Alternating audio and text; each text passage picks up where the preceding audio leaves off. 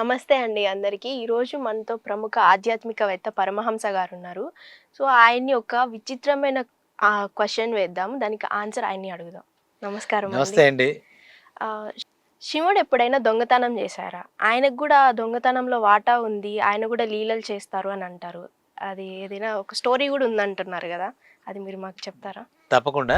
ఇది అరుణాచలంలో జరిగినటువంటి యథార్థ సంఘటన అని చెప్తూ ఉంటారు. ఇది జరిగిన వాస్తవం ఇది.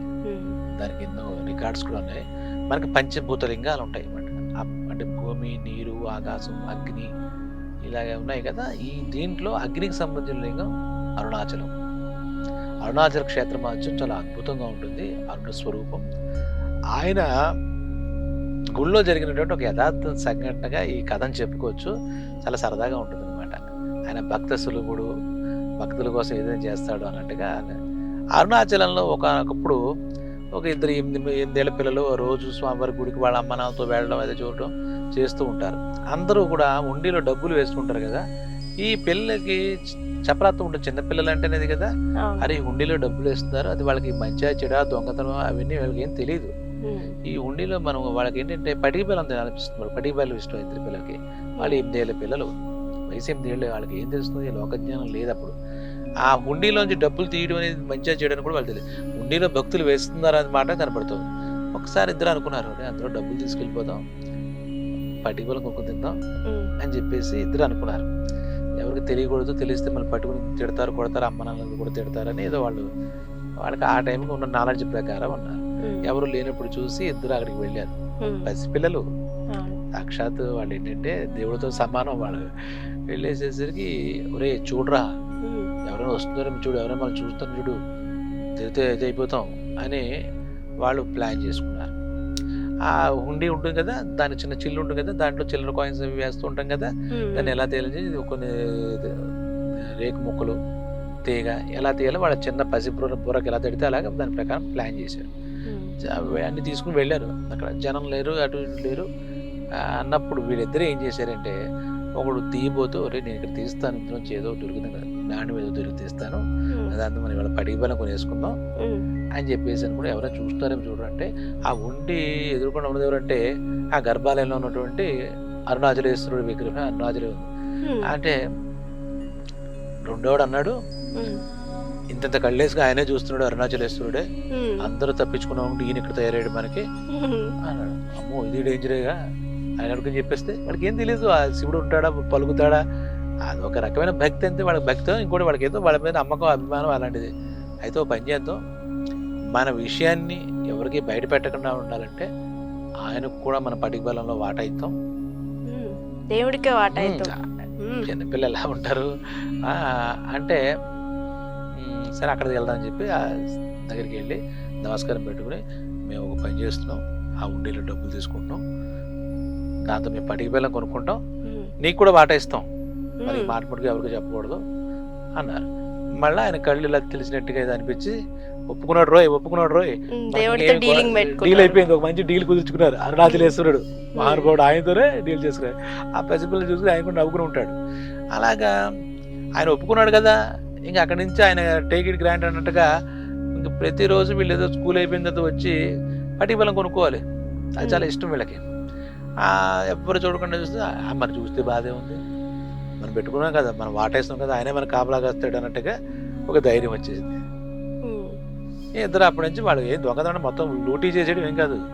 వాళ్ళకి కావాల్సిన రూపాయి 10 రూపాయలు తీసుకుని దాంతో వెళ్ళి పటిక బెల్లం కొనుక్కుని 3 భాగాలు వేసి, ఈయన కూడా వీళ్ళేం ధర్మం తప్పరు. మళ్ళా ఏమో దొంగతనం చేసినాడు, చేసే దొంగతనం అని వాళ్ళకి తెలియదు. నిజాయితీగా తీసుకెళ్ళి అక్కడ స్వామివారి ముందు పెట్టేసేసి, పూజలు ఎవరు ఉంటారు అక్కడ పటిక బెల్లం మొక్క పెట్టేసి, కాగితం మీద పెట్టేసి చెప్పేసి చూసుకో ఇప్పుడే, తర్వాత గొడవ పడకూడదు, నీ వాడనికి ఇచ్చేసి వెళ్తాను.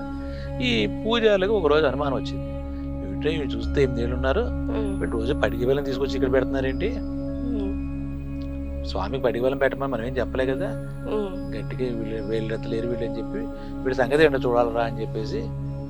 అంటే ఇప్పుడు సపోజ్ 4 గంటలకి దొంగతనం చేశారంటే 6 గంటలో షాప్కి వెళ్ళి 4:30కి వస్తారు, రోజు ఇదే టైంకి వస్తారు, స్కూల్ అయ్యి వచ్చి ఉంటారు వాళ్ళు. వీళ్ళు ఫస్ట్ ఇది ఆయన మాట ఆయనకి ఇచ్చేసి ఇంటికి వెళ్ళిపోతున్నమాట. ఇలా గుట్టుగా నిన్ను చూద్దాం అబ్జర్వ్ చేద్దామని ఆ నెక్స్ట్ డే పూజ అంతా కలిసి చూస్తే వీళ్ళు హుండీలో డబ్బులు తీసుకున్నారు. వీళ్ళు టెక్నిక్స్ వాడి ₹1 కానీ తీసుకున్నారు. వెళ్ళారు, అంతా పరిశీలిస్తుంటే ఆ పటికి బెల్లం కొండకు వెళ్తారు. ఆ విషయం ఏం తెలియదు. వీళ్ళు రెడీ హ్యాండ్గా ఈ పూజలు పట్టేసుకున్నారు. ఈ ఇద్దరు పిల్లల్ని హుండీలో డబ్బు తస్కరిస్తున్నారు. ఇద్దరు పసిపిల్లలు. వీళ్ళకి ఇప్పటి నుంచి ఈ ఆలోచనలు ఏమిటో, అలా వీళ్ళు ఎవరి తాలూకా పిల్లలు ఎంత దొంగతనం చేస్తున్నారో అలా వస్తాయి కదా. వీళ్ళు వాళ్ళ తల్లిదండ్రులు అప్పగించాలి, లేకపోతే గ్రామాధికారికి అప్పగించాలి, వాళ్ళు ఏదో ఊహించుకున్నారు. ఆలయ నిర్వహణాధికారి ఉంటాడు కదా, అంటే ఈవో అంటాం, ఎగ్జిక్యూటివ్ ఆఫీసరు. అది పెద్ద దేవాలయాలన్నింటికి దాని బాధ్యతలు చూసుకోవడానికి అవన్నిటికి ఒక బాగా చదువుకుని తెలివైన వాడు ఈవోగా ఎప్పుడు కూడా ఉంటాడు. అది అక్కడ కార్యనిర్వహణాధికారికి పూజలు వాళ్ళు ఏం చేయకూడదు, పూజలు తప్పితే ఈ దొంగల్ని వాళ్ళంతా వాళ్ళే చూసుకుని అడ్మినిస్ట్రేషన్ అంతా ఆ ఈవో గారు చూడాలి. కాబట్టి ఆ కార్యనిర్వహణాధికారి దగ్గరికి తీసుకెళ్లారు ఇద్దరు పిల్లల్ని. ఏంటో వీళ్ళు తీసుకొచ్చావు అన్నాడు ఆయన. పూజలు ఏమిటయ్యా, వీళ్ళ పరిస్థితి ఏంటి, ఎందుకు తీసుకొచ్చే ఇక్కడ ఏంటంటే, స్వామి ఎలా చెప్పాలో తెలియట్లేదు, వీళ్ళు దొంగతనం చేస్తున్నారు, మతిపోయిందా చూస్తే ఇంత లేరు, వీళ్ళు గట్టిగా 10 ఏళ్ళు వీళ్ళు దొంగతనం చేయడం నిర్వహణ కాదు స్వామి, రెడీ హ్యాండ్గా పట్టుకున్నాము అన్నాడు. అంటే మరి ఏం చేద్దంటే, వేరే దొంగతనం చేస్తున్నారా, చేస్తున్నామండి అనేటప్పుడు వీళ్ళు ఒప్పేసుకుని నిజం చెప్పండి, ఏం చేశారు చెప్పండి, మిమ్మల్ని ఏం చేయను అంటే, తీసుకున్నాండి పటికి బెల్లం కొనుక్కున్నామండి అని చెప్పి నిజాయితీగా చెప్పేశారు. అలా దొంగతనం తెలియదు కదా.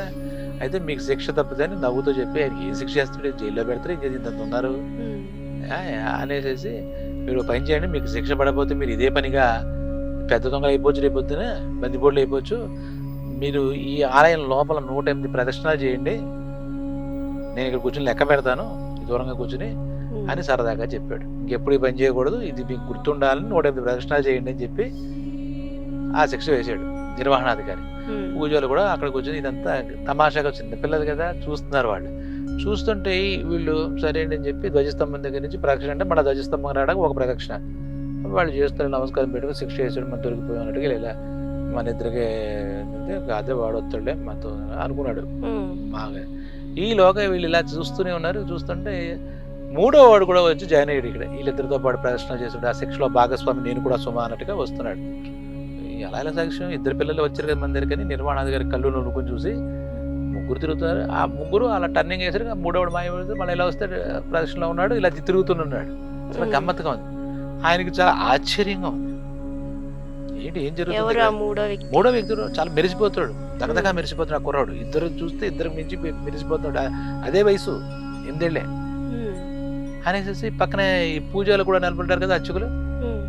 ఏమండి ఒక్కసారి చూడండి, ఇద్దరు పిల్లలు తిరుగుతున్నారా, మన ఇద్దరు పిల్లలకు శిక్ష వేసాం కదా, నాకు 3వ కూడా కనపడుతున్నాడు ఏంటి, ఇదేనా పొరపాట గ్రాపాట, నాకేం అర్థం అవట్లేదు, మాయాజాలం జరుగుతుంది అంటే వాళ్ళు కూడా కళ్ళు అప్పగించి చూశారు. వాళ్ళకు కూడా 3 పిల్లలు ప్రదక్షిణ చేస్తుంటే కనపడుతున్నారు. అవును ఇది ఎలా సాధ్యం, మనకి ఇద్దరికే కదా శిక్ష వేసాం, ప్రదక్షిణ చేయమన్నాం, ఈయన ఎవడు అని చెప్పేసి పట్టుకుందాం, ఆగండి ముందు ఆ 3వ కూడా పట్టుకుందాం ఆపుదాం అని చెప్పేసి అలా కాపు కాశారు. ఇలా ప్రదక్షిణ చేసి ఇక్కడికి వచ్చేసరికి వీళ్ళ దగ్గరికి వచ్చేసరికి గబాలని ఆ 3వ పట్టుకున్నారు, నువ్వెవడరా తెలుసుకుందాం అని చెప్పేసి. వెంటనే ఒక కాంతి పుంజంలా, ఒక మంచి అరుణ కాంతిలా వెళ్ళిపోయి మారిపోయి ఆ రే వెళ్ళి ఆ విగ్రహ మన అరుణాచలేశ్వరుడు లింగేశ్వరం ఉన్న అరుణాచలేశ్వరుడిలోకి ఆ కాంతి వెళ్ళిపోయింది.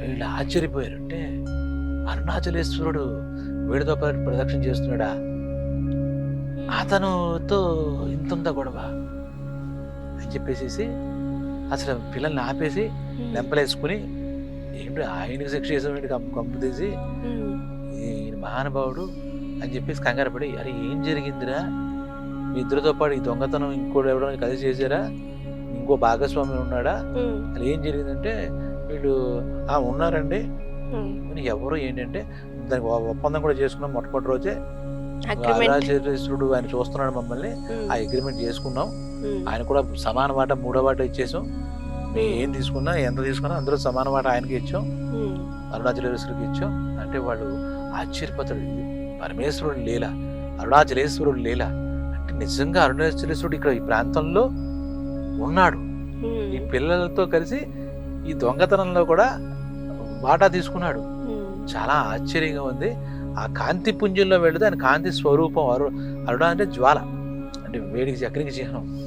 ఈ మహానుభావుడు లీల ఇంత కాదు, లేదు మనం పొరపాటున ఈయనకి శిక్ష వేడి ఏంటి కర్మ అని చెప్పి వాళ్ళ కాళ్ళ మీద పడి ఆ విగ్రహం మీద, "అరే మీరు అదృష్టవంతుడురా, తెలుసో తెలియక మీరు చేసిన ఆ చిలిపి దొంగతనంలో కూడా ఆ పరమేశ్వరుడు భాగస్వామి అయ్యాడు, భాగస్వామి చేశారు మీరు" అని చెప్పేసి వాళ్ళు ఆశ్చర్యపోతారన్నమాట. అంటే ఈ దొంగతనం అనుకుంటూ అప్పుడు చూస్తే భాగవతంలో శ్రీకృష్ణుడు చేసినవన్నీ దొంగతనాలాగా ఉంటాయి. చిలిపి దొంగ ఆయన, కృష్ణలీలలు అవి.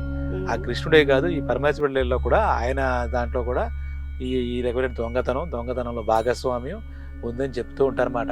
ఇప్పటికి కూడా ఆయన తీసుకుంటారు, ఆయనలో మన భాగస్వామ్యం అవుతాడంటే కొంతమంది నమ్మకంగా పటిక బెల్లం తెచ్చి ఆయనకు నివేదన చేస్తారన్నమాట. స్వామి నీవు కూడా ఈ పటిక బెల్లం కదా మాకు తెలుసు, దానికోసం వాళ్ళతో కలిసి చేతులు కలిపావు అని చెప్పేసి భక్తులు ఆ పటిక బెల్లం నివేదన చేసి ఆయన ప్రసాదంగా తీసుకుంటారన్నమాట. అరుణాచలేశ్వరుడు మహిమలు ఎన్నో ఉంటాయన్నమాట. ఆ పసిపిల్లలు ఎవరో కానీ వాళ్ళు ధన్యులు అనమాట నిజంగా. ఎందుకంటే ఈ వాళ్ళ దొంగతనంలో ఆయన కూడా కలిపేసుకున్నారు. ఆయన ఎంత గొప్పవాడు చూడండి. ఆ లీలలు ఎలా ఉంటాయి మనకి ఎన్నో చెప్తుండే. భక్తితో కొలిస్తే నేను ఏ పనైనా మీకు చేస్తాను, మీతో వస్తాను, మీతో కలుస్తాను అన్నట్టుగా పిల్లలకి ఆ రోజే అసలు ఇవన్నీ వాళ్ళ దొంగతనం తెలియదు. ఇవన్నీ ఈ యథార్థంగా ఉన్నాను సుమా అని మనలాంటి వాళ్ళకి చెప్పడానికి జరిగే సంఘటనలు తప్పితే ఆయన దొంగతనం చేశాడా, ఇంకోటి చేశాడే కాదు అక్కడ. దీనిలో ఎన్నో సత్యాలు దాక్కుంటాయి అన్నమాట. అరుణాచలేశ్వరుడు ప్రత్యక్షంగా జ్వాలాస్వరూపంగా కాంతి రూపంలో అక్కడ ఉన్నాడు అనేది వాళ్ళు ప్రత్యక్షంగా చూసారు. ఆ కాంతి కిరణం అలా వెళ్ళిపోయింది, ఆ పుంజం వెళ్ళిపోయింది, ఆయన శరీరంలోకి ఆ లింగం వెళ్ళిపోయింది. ఎప్పుడు కూడా మనం గమనిస్తే ఈ ఒక ముక్క చెప్పాలి, ఆ అరుణాచలేశ్వరుడి గర్భాలయంలోకి కనుక మనం వెళితే అది అగ్నిస్వరూపం కదా. అక్కడ ఒక 2 నిమిషాలు కూర్చుంటే ఆ వేడి ఉంటుందట ఆ మొత్తం అంతా. మనకు 2 నిమిషాల్లో ఏ కాలంలో, శీతాకాలంలో బాగా చలిగా ఉండి మైనస్లో ఉన్నా కూడా మనకు 2 నిమిషాల్లో చెమట పట్టేస్తున్నాడు, ఆ వేడి తట్టుకోలేదు. అగ్నిలింగం అది. అక్కడ అరుణాచలం కొండ మొత్తం అంతా కూడా అగ్ని స్వరూపమే, అది ఒక అగ్ని పర్వతమే అని కూడా చెప్పుకుంటూ ఉంటారు అన్నమాట. కాబట్టి మనకి ఇవాళ చిలిపి దొంగ ఎవడయ్యాడంటే పరమేశ్వరుడు, దిందుకు దొంగ అంటే పటిక బెల్లం. మనందరికీ భక్తుల్లో మరింత విశ్వాసాలకు కనిపించడానికి అప్పుడప్పుడు ఆయన లీలా ప్రకటిస్తుంటాడు. అటువంటి లీలా వినోదమే ఈ అరుణాచలేశ్వరుడు పటిక బెల్లం దొంగతనంలో భాగస్వామి. స్వస్తి.